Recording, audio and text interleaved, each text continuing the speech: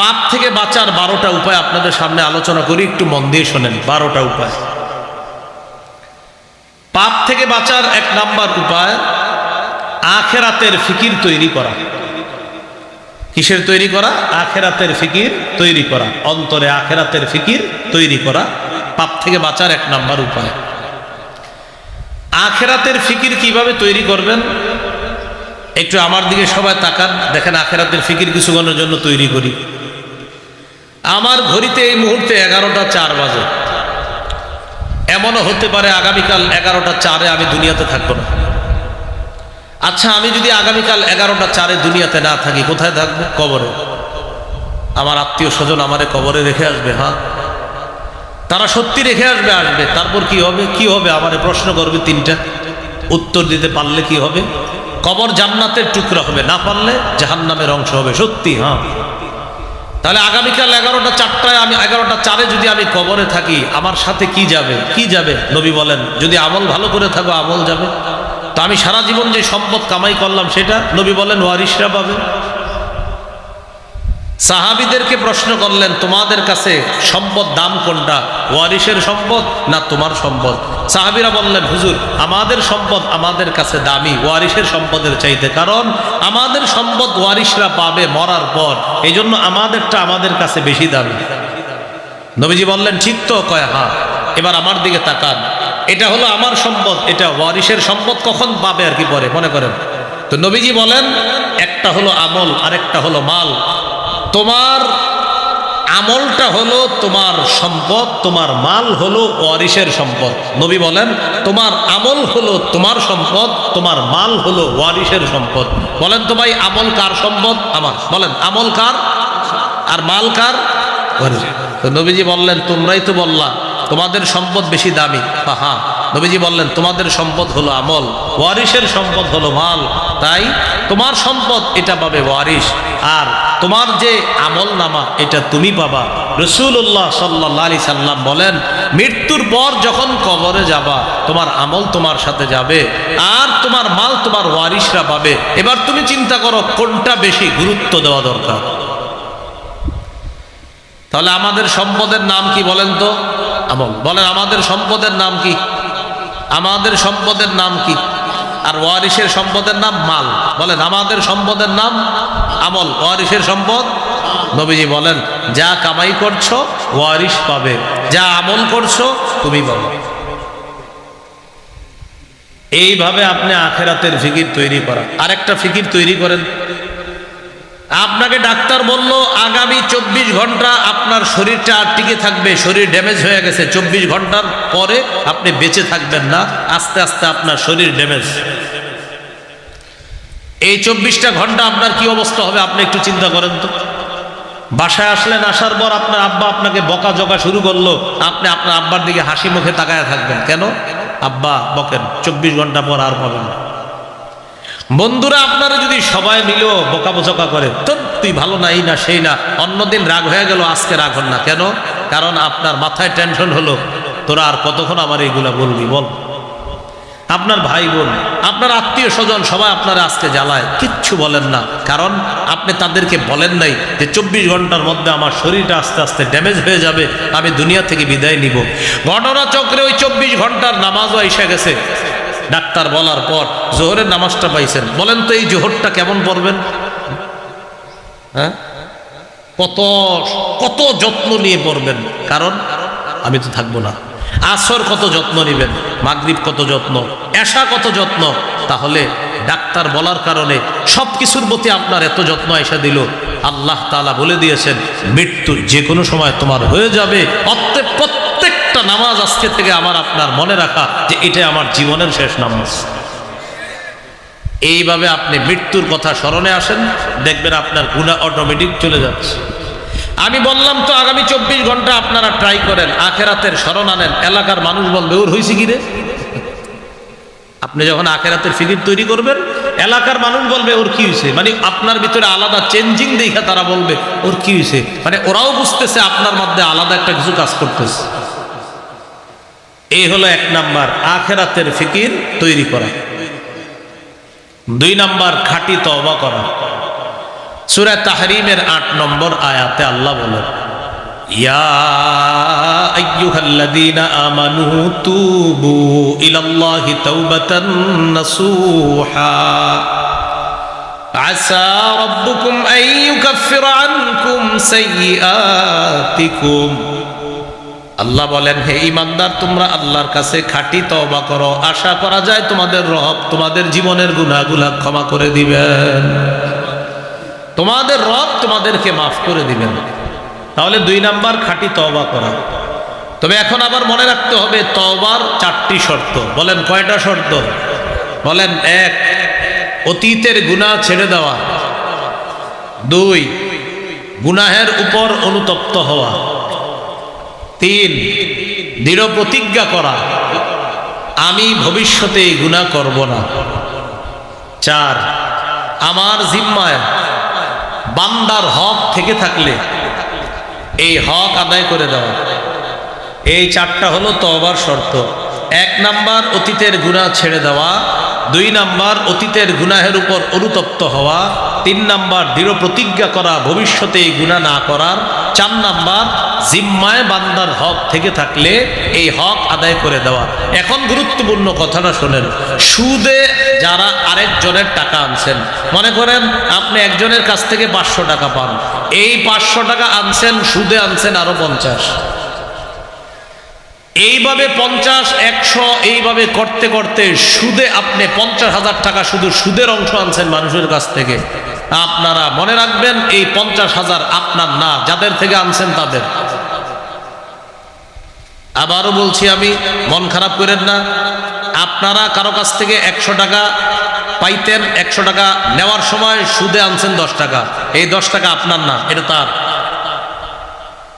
হুজুর হ্যাঁ আমারে দিছে, হ্যাঁ আপনারে দিছে, বেচারা একদম চিপাই বইরা দিছে আপনারে, এটা আপনার না, এটা তার। অনেক সুদখোর ভাবে কি আমি ভালো হয়ে যাব, ভালো হইয়া হজ কইরা আইসা একদম সব ঠিকঠাক, হ্যাঁ ডিজিটাল পদ্ধতির ভালো হওয়া। আপনি যাদের কাছ থেকে সুদে আপনার টাকাগুলো আনছেন, যারা যারা পাওনা, ওদের টাকা না দেওয়া পর্যন্ত আপনি ৪০ বার ৫০ বার সারা জিন্দেগি আপনি প্রতি বছর হজ করেন, কোনো লাভ হবে না। আপনি তাদের টাকা আগে ফেরত দেন। আপনি ৭ লাখ টাকা দিয়ে হজে গেছেন না, এটা না করে ওদের টাকা ফেরত দেন, আপনি টাকা ফেরত দেন তারা। তাহলে তওবার 4টি শর্ত। ১ নাম্বার অতীতের গুনাহ ছেড়ে দেওয়া, ২ নাম্বার গুনাহের উপর অনুতপ্ত হওয়া, ৩ নাম্বার প্রতিজ্ঞা করা আমি ভবিষ্যতে গুনাহ করব না, ৪ নাম্বার আপনার জিম্মায় যেই পাওনা আছে এই পাওনা আপনি আদায় করে দেওয়া। আল্লাহ কথাগুলা মনে রাখার তৌফিক দান করুন। এইগুলো খাঁটি তওবা। গুনাহ মাফের ২ নাম্বার উপায়। গুনাহ মাফের ৩ নাম্বার উপায় ইস্তেগফার বেশি বেশি পড়া। পড়েন আস্তাগফিরুল্লাহ আস্তাগফিরুল্লাহ আস্তাগফিরুল্লাহ। আমরা যারা এখন ৩ বার আস্তাগফিরুল্লাহ বললাম, বিশ্বাস করেন এই ৩ বারই আমাদের কিছু কিছু গুনাহ ঝরে গেছে। সূরা আলী ইমরানের ১৩৫ নম্বর আয়াতে আল্লাহ বলেন, والذين إذا فعلوا فاحشة أو ظلموا أنفسهم ذكروا الله فاستغفروا لذنوبهم ومن يغفر الذنوب إلا الله ولم يصروا على ما فعلوا وهم يعلمون। যাদের গুনাহ হয়ে যায় সাথে সাথে আল্লাহকে স্মরণ করে, সাথে সাথে ক্ষমা প্রার্থনা করে, আল্লাহ বড় পাপ করে ফেলছি, আল্লাহ তুমি মাফ করে দাও। ৪ নাম্বার জেনে বুঝে ভবিষ্যতে এই গুনাহ আর করে না। আবার বলছে ১ নাম্বার গুনাহ হয়ে গেছে, ২ নাম্বার আল্লাহকে স্মরণ করছে, ৩ নাম্বার আল্লাহর কাছে ক্ষমা চায়, ৪ নাম্বার জেনে বুঝে ভবিষ্যতে আর এই গুনাহ করে না। আল্লাহ বলেন তোমাকে আমি আল্লাহ মাফ করব না তো করবে কে? আমি আল্লাহ মাফ করব। এক হাদিসের মধ্যে আসছে, কোন বান্দা গুনাহ করার পর যখন আল্লাহকে বলে আল্লাহ আমাকে মাফ করেন, তখন আল্লাহ ফেরেশতাদেরকে বলে, ও ফেরেশতারা, ও পাপ করছে, করার পর আলিমা আন্না লাহু রব্বা, ও এটা জানে ওর একজন রব আছে, ইয়াগফিরুয যামবা, যে রব তাকে মাফ করে দেয়। এই জন্য আমি আল্লাহর কাছে ও ক্ষমা চাইছে, কারণ ওর বিশ্বাস আমি আল্লাহ ওকে মাফ করে দিব। ফেরেশতারা সাক্ষী থাকো, আমি ওকে মাফ করে দিলাম। তাহলে গুনাহ মাফের ৩ নাম্বার উপায় ইস্তেগফার পড়া। কি পড়া? ইস্তেগফার। আল্লাহ আমল করার তৌফিক দান করে। ইস্তেগফার সারাক্ষণ বলবেন। অজু থাকলেও পড়তে পারবেন, না থাকলেও পড়তে পারবেন। বাসে, ট্রেনে, লঞ্চে, বিমানে, হেলিকপ্টারে, যেখানে থাকেন ইস্তেগফার পড়েন। যাদের টাকা পয়সার অভাব ইস্তেগফার পড়েন। যাদের বৃষ্টি প্রয়োজন ইস্তেগফার পড়েন। যাদের ক্ষেত খাবার প্রয়োজন ইস্তেগফার পড়েন। যাদের খেতে পানির প্রয়োজন ইস্তেগফার পড়েন। আল্লাহ তাআলা সবগুলো বলছে, শুধু ইস্তেগফারের কারণে এই জাতীয় পুরস্কার আল্লাহ দান করবেন। দম্পতির সন্তান হয় না, ইয়াকিনের সাথে ইস্তেগফারের আমল করতে বলেন, আল্লাহ সন্তান দান করবেন। গুনাহ মাফের 4 নাম্বার উপায়, এটা আমার সাথে একটু বলেন, মনে থাকবে। বলেন, ক্ষমা পাওয়ার আশায় বারবার আল্লাহর কাছে ক্ষমা চাওয়া। এইটা কিভাবে করবেন এই আমি বলে দিচ্ছি। দেখেন, মাগরিব পড়ছেন বা এশা পড়ছেন, আশেপাশে তাকায় দেখেন মসজিদে কেউ নাই, সবাই বের হয়ে গেছে, ইমাম সাহেব, মুয়াজ্জিন সবাই বের হয়ে গেছে, আপনি একা আছেন, আর কেউ নাই। মসজিদে আপনি বৈশা আল্লাহকে বলতেছেন, আল্লাহ আমি আর আপনি ছাড়া কেউ নাই, আল্লাহ মাফ করে দেন, আল্লাহ মাফ করে দেন, আল্লাহ মাফ করে দেন, আল্লাহ মাফ করে দেন, আল্লাহ আপনি ছাড়া আমাকে মাফ করার কেউ নাই। এইভাবে আপনি বারবার আল্লাহকে বলতেছেন। আল্লাহ তাআলা বলেন, তোমার গুনাহ যদি দুনিয়ার বালু পরিমাণ হয়, আমি বালু পরিমাণ ক্ষমা দিয়ে তোমাকে ক্ষমা করে দিব। তিরমিজির হাদিস, 3540 নম্বর হাদিস। ইয়া ইবনা আদম ইন্নাকা মা দাউতানি ওয়া রাজাউতানি গফারতু লাকা আলা মা কানা মিনকা ওয়ালা উবালি। হে আদম সন্তান, তুমি যদি আমাকে ক্ষমা পাওয়ার আশায় বারবার ডাকো, আমি আল্লাহ বারবার তোমার ডাকে সাড়া দিব, তোমার জিন্দেগীর গুনাহগুলো মাফ করে দিব।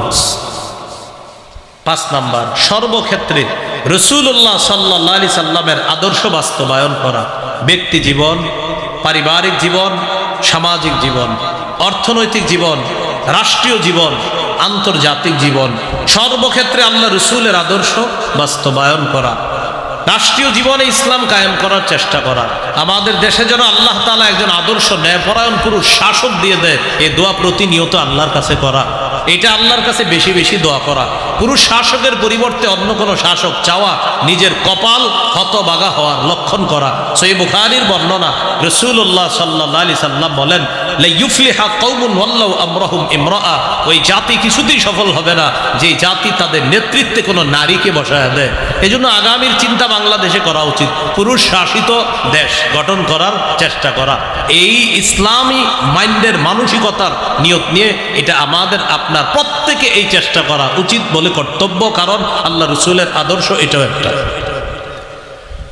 আন্তর্জাতিক অঙ্গনে চেষ্টা করা, সেটা কি? ফিলিস্তিনের মুসলমান ভাই বোনরা, তাদেরকে নিয়ে কথা বলা একদিনও বন্ধ করবেন না। চায়ের আড্ডা, আপনি আপনার স্ত্রীর সাথে কথা বলেন 2 মিনিট, 1 মিনিট ফিলিস্তিন নিয়ে কথা বলবেন। আপনি আপনার ছেলে মেয়েদের সাথে যখন কথা বলেন, ওদেরকে আপনি 2-3 মিনিট ফিলিস্তিনের গল্প শোনাবেন। চা দোকানের সামনে বন্ধুরা চায়ের আড্ডা দিতেছেন, বন্ধুর সাথে ফিলিস্তিন নিয়ে 2-4 মিনিট কথা বলেন। অঙ্ক ইংরেজি কোচিং সেন্টারে গেছেন, বন্ধুরা মিলে 3-4 মিনিট ফিলিস্তিনের আলোচনা করেন। ফিলিস্তিনের ভাই বোনেরা, তারা আমাদের দেহের অংশ, আমাদের দেহের অংশ আজ আঘাতপ্রাপ্ত। তাদের আঘাতে আমরাও ব্যতীত, আমরাও আঘাতপ্রাপ্ত। এই জন্য আমাদের ভাইদের আঘাত যতদিন বন্ধ না হচ্ছে, তাদের ব্যাপারে আমাদের আলোচনা বন্ধ হবে না, হতে পারে না, হতে দিব না। এটা আন্তর্জাতিক অঙ্গনে আল্লাহ রসুলের আদর্শ বাস্তবায়ন, কারণ তারা আমাদের ভাই, আমাদের দেহের টুকরা। এটা আল্লাহ রসুল বলেছেন সাল্লাল্লাহু আলাইহি ওয়াসাল্লাম। এই ফিলিস্তিনের ইস্যুটা একদিনও ভুলবেন না ইনশাল্লাহ। আপনাদের যদি আশা হয়, আমার কোথাও ইনশাল্লাহ আলোচনা করে দিব আমি, ফিলিস্তিন ইহুদিরা কেন ছাড়তে চায় না আর মুসলমান কেন দিতে চায় না, এই একটা আলোচনা করে দিব ইনশাল্লাহ। যে ফিলিস্তিন ওরা ছাড়তে চায় না কেন, ওদের আজাইরা কিছু দাবি আছে ইহুদিদের, যে দাবির সপক্ষে কোনো দলিল নাই, আমি প্রমাণ করব দলিলের মাধ্যমে ওদের দাবি ফালতু দাবি ইনশাআল্লাহ। তো এটা ইনশাআল্লাহ অন্য কোনো দিন আলোচনা হবে। যাই হোক, তো সর্বক্ষেত্রে আল্লাহ রসুল সাল্লাল্লাহু আলাইহি সাল্লামের আদর্শ বাস্তবায়ন করা। সূরা আলী ইমরানের 31 নম্বর আয়াতে আল্লাহ বলেন, নবী আপনি বলেন, তোমরা যদি আল্লাহকে ভালোবাসো, আমার অনুসরণ করো, আমাকে অনুসরণ করলে ইয়াগফির লাকুম ইউহিব্বুকুমুল্লাহ, আল্লাহ তোমাদেরকে ভালোবাসবেন, ওয়া ইয়াগফির লাকুম যুনুবাকুম, তোমাদের জীবনের সমস্ত গুনাহ আল্লাহ মাফ করে দিবেন।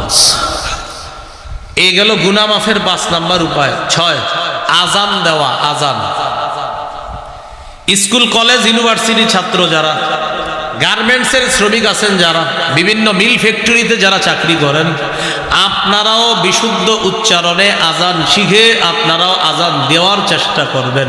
আবু দাউদের 515 নম্বর হাদিস, আল মুআদ্দিনু ইউগফারু লাহু মাদা সাউতিহি, মুয়াজ্জিনের আজানের আওয়াজ যত দূর যায় তত দূর পর্যন্ত তার গুনাহ ক্ষমা করে দেওয়া হয়। তাহলে আজান খালি মুয়াজ্জিন সাহেব দিবে না, আমরাও দিব ইনশাআল্লাহ? মুয়াজ্জিন সাহেব 5 মিনিট দেরি করলেই তো বেতন কমানোর চেষ্টা করি, মানে 5 মিনিট দেরি চাইতে। এখন কি হুজুরের কি বেতন কম দেয়? আসে না কেন? কেন আপনি বিশুদ্ধ উচ্চারণে আজানটা শিখিয়ে দিয়ে দেন। হাদিসে আসছে কোন মুয়াজ্জিন যদি টানা 12 বছর আজান দেন, ওয়াজাবাত লাহুল জান্নাত, তার উপর জান্নাত ওয়াজিব হয়ে যায়। কিন্তু এখন আমরা মুয়াজ্জিন এই বিষয়টাকে মনে করি কি, উনি কি করে, মুয়াজ্জিন মানে, আরে সূরা হামিম আস-সাজদার 31 নম্বর আয়াত, যে আয়াতে আল্লাহ বলছে ওই ব্যক্তির চেয়ে উত্তম কথা আর কার, যে মানুষকে আল্লাহর দিকে আহ্বান করে। এই জায়গায় 1 নম্বর উদ্দেশ্য মুহাম্মদ সাল্লাল্লাহু আলাইহি সাল্লাম, 2 নম্বর উদ্দেশ্য পৃথিবীর সব মুয়াজ্জিনরা এই আয়াতের উদ্দেশ্য। কখন? যখন তারা বলে হাইয়া আলাস সালাহ হাইয়া আলাল ফালাহ। আল্লাহর কোরআনের ভাষ্য অনুযায়ী মুয়াজ্জিনের এই আহ্বান পৃথিবীর শ্রেষ্ঠ আহ্বানের অন্তর্ভুক্ত হয়ে যায়। তাহলে আজান দেওয়ার চেষ্টা করা। গুনাহ মাফের 7 নম্বর উপায় 2 রাকাত নামাজ পড়া। এটা আজকে বাসায় গিয়ে পড়ে নিতে পারেন দেরি না করে। আমাদের একটা অভ্যাস হলো আমরা শুধু দেরি করি। কিছু আমল আছে নগদ করা উচিত।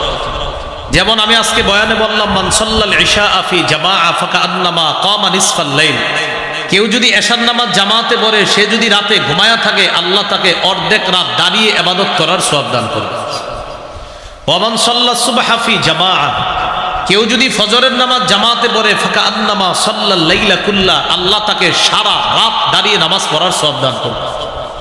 মানে আপনি এশা জামাতে পড়ে ঘুমায়া গেছেন, ঘুম থেকে উইঠা ফজর জামাতে পড়ছেন, আপনি সারা রাত ছিলেন ঘুমায়া।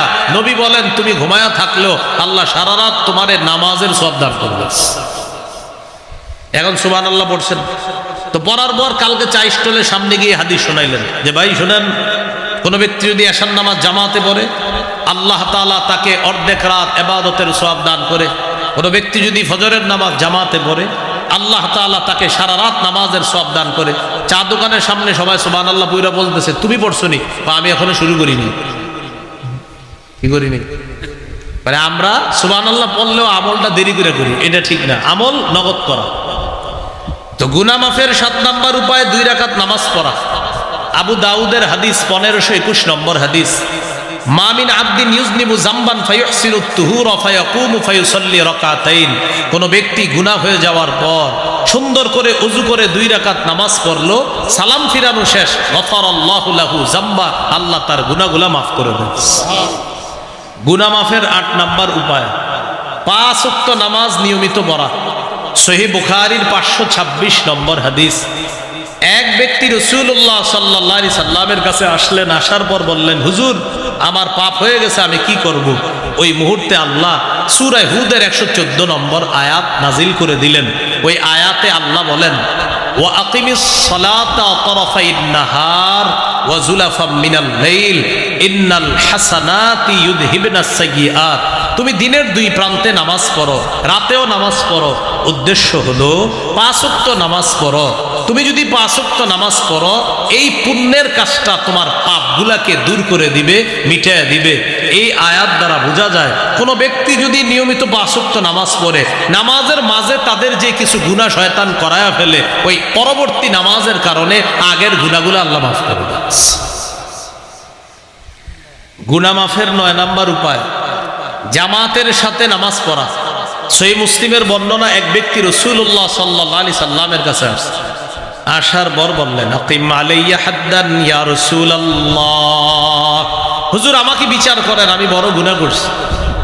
ইতিমধ্যে জামাত দাঁড়ায় গেছে, নামাজ পড়াইলেন নবী। নামাজ পড়ানোর পর এই ব্যক্তি বলতেছে, হুজুর আমার বিচারটা করবেন না, আমি বড় গুনাহ করে ফেলেছি। দেখেন ওই যুগে গুনাহ হয়ে যাওয়ার পর তারা কত পেরেশান। নবীজি বললেন, আহাদারুতাস সালাতা মাআনা, তুমি কি আমাদের সাথে জামাতে নামাজ পড়ছো? তিনি বললেন হ্যাঁ। فقال رسول الله صلى الله عليه وسلم غفرت لك রাসূলুল্লাহ সাল্লাল্লাহু আলাইহি সাল্লাম বলেন জামাতে নামাজ পড়ার কারণে আল্লাহ তোমার গুনাহ মাফ করবেন। গুনাহ মাফের 10 নম্বর উপায়, একটা গুনাহ হয়ে গেলে সাথে সাথে একটা নেকির কাজ করা। এই বয়ানের বদহজম করবেন না। বদহজম মানে আপনার আবার এই বয়ানটা এই বুঝেন না যে হুজুর বলছে একটা গুনাহ হইলে পাপ হয়ে গেলে ভালো কাজ করা, এর মানে আজকে থেকে আমি গুনাহ করব ভালো কাজ করব, গুনাহ করব ভালো কাজ করব, এরকম না। আমি কি বলছি গুনাহ করলে না গুনাহ হইলে? মুসলমান গুনাহ করতে পারে না, মুসলমানের গুনাহ হয়ে যেতে পারে, গুনাহ হয়ে গেলে গুনাহ থেকে মাপ চাওয়া। তো বলছিলাম একটা পাপ হয়ে গেলে সাথে সাথে একটা ভালো কাজ করা। তিরমিজির হাদিস, ক্বালা রাসূলুল্লাহ সাল্লাল্লাহু আলাইহি ওয়াসাল্লাম আতবি'is সাইয়্যাতাল হাসানাতা তামহুহা। নবীজি বলেন একটা গুনাহ হয়ে গেলে সাথে সাথে ভালো কাজ করো, তোমার ভালো কাজটা পাপের কাজ মিটায় দেয়। একটা গুনাহ হয় ভালো কাজ করো, তোমার এই ভালো কাজটা পাপের কাজকে মিটায় দেয়, দূর করে দেয়। গুনাহ মাফের 11 নম্বর উপায়, জিকিরের মজলিসে বসা। এখানে যারা বসে আছেন এটা জিকিরের মজলিস। সহিহ বুখারীর বর্ণনা 6408 নম্বর হাদিস। এই মজলিসটাকে এই মুহূর্তে ফেরেশতারা চারদিক থেকে বেষ্টন করে আল্লাহর আসমান পর্যন্ত পৌঁছে গেছে। আল্লাহ পাক রব্বুল আলামিন ফেরেশতাদেরকে বলবেন ইশহাদু আন্নী ক্বাদ গফারতু লাহুম, সাক্ষী থাকো এখানে যারা বসা আমি সকলকে মাফ করে দিলাম। অনেকে আসছে পিছনে এসে বসছে, এরকম হয় না? যারা শুরু থেকে ছিল না, ফেরেশতা বলে আল্লাহ যারা পিছনে এসে বসছে এদের কি অবস্থা হবে? আল্লাহ তাআলা বলেন হুমুল জুলাসা উলা ইয়াশকা জালিসুহুম, এই মজলিসে যারা বসা তাদের পিছনে আইসা যারা বসবে আমি আল্লাহ তাদেরকেও মাফ করে দেব। এই জন্য আপনারা বুদ্ধি করে এখন থেকে সব সময় শেষে আসবেন, হ্যাঁ মানে সবাই শেষে আসলে তো হবে না। এই হলো 11 নম্বর উপায়। গুনাহ মাফের সর্বশেষ 12 নম্বর উপায় জিকির করা। হাদিসের মধ্যে আসছে রাসূলুল্লাহ সাল্লাল্লাহু আলাইহি সাল্লাম বলেন আহাব্বুল কালামি ইলাল্লাহি আরবা, সুবহানাল্লাহ ওয়াল হামদুলিল্লাহ লা ইলাহা ইল্লাল্লাহ ওয়াল্লাহু আকবার। নবীজি বলেন আল্লাহর কাছে সবচেয়ে পছন্দের কথা হলো 4টা। 1 নাম্বার সুবহানাল্লাহ, 2 নাম্বার আলহামদুলিল্লাহ, 3 নাম্বার লা ইলাহা ইল্লাল্লাহ, 4 নাম্বার আল্লাহু আকবার। আবার এই 4টার মধ্যে শ্রেষ্ঠ কোনটা? আফজালুয যিকরি লা ইলাহা ইল্লাল্লাহ। আল্লাহর কাছে সবচেয়ে শ্রেষ্ঠ জিকির হলো লা ইলাহা ইল্লাল্লাহ। এবার আমার সাথে বলেন 5 ওয়াক্ত নামাজের পর 33 বার সুবহানাল্লাহ, 33 বার আলহামদুলিল্লাহ, 33 বার আল্লাহু আকবার, 33 99 বার পড়ার পর 100তম বারে এই দোয়াটি পড়ব। পড়েন লা ইলাহা ইল্লাল্লাহু ওয়াহদাহু লা শারীকা লাহ লাহুল মুলকু ওয়া লাহুল হামদ ওয়া হুয়া আলা কুল্লি শাইইন কাদির গফিরাত খাতায়াকু ওয়া ইন কানাত মিসলা জাবাদিল বাহরি। এই আমলটা যারা 5 ওয়াক্ত নামাজের পরে করবে সমুদ্রের ফেনা পরিমাণ গুনাহও আল্লাহ মাফ করে দিবেন। কোনটা? এই যে 5 ওয়াক্ত নামাজের পর করব তো আমল ইনশাআল্লাহ, আল্লাহ তৌফিক দান করেন। আরেকটা আমল এখন নগদ করবেন, যাইতে যেতে বাড়িতে যাইতে যাইতে একদম ছোট্ট একটা আমল বলেন সুবহানাল্লাহি ওয়া বিহামদিহি। আবার আবার আবার সুবহানাল্লাহি ওয়া বিহামদিহি, সুবহানাল্লাহি ওয়া বিহামদিহি। 5 বার হয়েছে, আর কতবার আছে? 95 বার। কয়বার? এই যাইতে যাইতে পড়ে ফেলবেন, 1-2 মিনিট সময় লাগবে সর্বোচ্চ। এই 100 বার যারা এটা আজকে পড়বেন, সহিহ বুখারীর 6405 নম্বর হাদিস, কেউ যদি নিয়মিত 100 বার এটা পড়ে আল্লাহ তার সমুদ্রের ফেনা পরিমাণ গুনাহ মাফ করে দেন। তাহলে এই আমলটা করা একটুকুই শুধু সুবহানাল্লাহি ওয়া বিহামদিহি, সুবহানাল্লাহি ওয়া বিহামদিহি, সুবহানাল্লাহি ওয়া বিহামদিহি, সুবহানাল্লাহি ওয়া বিহামদিহি, এতটুকু প্রতিদিন 100 বার। আল্লাহ আমাদেরকে আমল করার তৌফিক দান করেন। যে কথাগুলো আমরা শুনলাম বললাম সবাই যেন আমল করতে পারি, আল্লাহ তৌফিক দান করেন। খুব মন দেন যারা শেষে আসছেন, আমি 1 মিনিটের মধ্যে পুরো আলোচনাটা বলে ফেলি। প্রথমে 7টা কথা বলছি। 1 নাম্বার, নগদ পাপ নতুন করে পাপের কাছে না যাওয়া। 3 নাম্বার, কবিরা গুনাহগুলো ছেড়ে দিলে আল্লাহ সগীরা গুনাহ মাফ করে দিবে। 4 নাম্বার, নিষিদ্ধ কাজ থেকে বাঁচলে আল্লাহর শ্রেষ্ঠ আবেদ হওয়া যায়। 5 নাম্বার, আমাদের কখনো কোনো গুনাহ হয়ে গেলে সবার কাছে আমরা বলে বেড়াবো না, গুনাহ প্রকাশ করব না। 6 নাম্বার, গুনাহকে আজকে থেকে আমরা বড় পাহাড়ের মতো মনে করব। 7 নাম্বার, আল্লাহর ওলি হতে গেলে তার জীবনের শ্রেষ্ঠ ইবাদত গুনাহ না করা। এই ছিল আমাদের প্রথম পাঠের আলোচনা। দ্বিতীয় পাঠ, গুনাহ থেকে বাঁচার 12টা উপায়। 1 নাম্বার, আখিরাতের ফিকির তৈরি করা। 2 নাম্বার, খাঁটি তওবা করা। 3 নাম্বার, ইস্তেগফার করা। 4 নাম্বার, ক্ষমা পাওয়ার আশায় বারবার আল্লাহর কাছে ক্ষমা চাওয়া। 5 নাম্বার, রাসূলুল্লাহ সাল্লাল্লাহু আলাইহি সাল্লামের আদর্শ সর্বক্ষেত্রে বাস্তবায়ন করা। 6 নাম্বার, আযান দেওয়া। 7 নাম্বার, 2 রাকাত নামাজ পড়া। 8 নাম্বার, 5 ওয়াক্ত নামাজ পড়া। 9 নাম্বার, জামাতের সাথে নামাজ পড়া। 10 নাম্বার, একটি গুনাহ হয়ে গেলে সাথে সাথে একটি ভালো কাজ করা। 11 নাম্বার, জিকিরের মজলিসে বসা। 12 নাম্বার, জিকির করা। এই হলো গুনাহ মাফের 12টা উপায়। এই উপায়গুলা অবলম্বন করে আমরা গুনাহ থেকে বেঁচে থাকার চেষ্টা করব। আল্লাহ তৌফিক দান করেন। আজকের এই আলোচনাগুলো আমার একটা সংকলন আছে, মিম্বরের আমানত, ওই সংকলনেও আলোচনাগুলা পাবেন। নবম দশম খণ্ডে আজকের আলোচনাগুলা পাবেন। নবম দশম খণ্ডে আজকের আলোচনাগুলা পাবেন। 1 থেকে 10 খণ্ড কিতাব, যারা পারেন সবগুলা খণ্ডই সংগ্রহ রাখেন। নারী পুরুষ আলেম ওলামা সহ সবাই পড়তে পারেন। প্রথম খণ্ড, সন্তানের 64টা অধিকার। দ্বিতীয় খণ্ড, হালাল হারাম শিরিক বেদাত। তৃতীয় খণ্ড, হালাল হারাম। চতুর্থ খণ্ড, স্বামী স্ত্রীর অধিকার। পঞ্চম খণ্ড, লা ইলাহা ইল্লাল্লাহর ব্যাখ্যা। ষষ্ঠ খণ্ড, নামাজ। সপ্তম অষ্টম খণ্ড, নামাজ আর নাপাক পাকের মাসালা। নবম খণ্ড, জাকাত, রমজান, পাপ, ঈদ। দশম খণ্ড হলো রমজান পরবর্তী 8টি করণীয়। রমজানের পরবর্তী হজের প্রস্তুতি। হজের পর শেষের দিকে গিয়ে কোরবানি। এই কোরবানি কিভাবে বিশুদ্ধভাবে হবে এ আলোচনা। কোরবানি পরবর্তী মুহররম মাস আসে, ওই মুহররম মাসের করণীয় বর্জনীয়। পরে সফর মাস। আমরা অনেক কুসংস্কারকে বিশ্বাস করি, নাউজুবিল্লাহ। এই বিষয়গুলো দশম খণ্ডে আলোচনা আছে। যাদের প্রয়োজন হবে গাড়ি থেকে সংগ্রহ করে নিতে পারেন কিতাবগুলা। আল্লাহ তাআলা আমাদের সকলকে যে কথাগুলা শুনলাম বললাম আমরা সবাই যেন আমল করতে পারি, আল্লাহ তৌফিক দান করেন। সুবহানাল্লাহি ওয়া বিহামদিহি, সুবহানাকাল্লাহুম্মা ওয়া বিহামদিক, আশহাদু আল্লা ইলাহা ইল্লা আনতা আস্তাগফিরুকা ওয়া আতুবু ইলাইক। আমিন ওয়া আখিরু দাওয়ানা আলহামদুলিল্লাহি রাব্বিল আলামিন।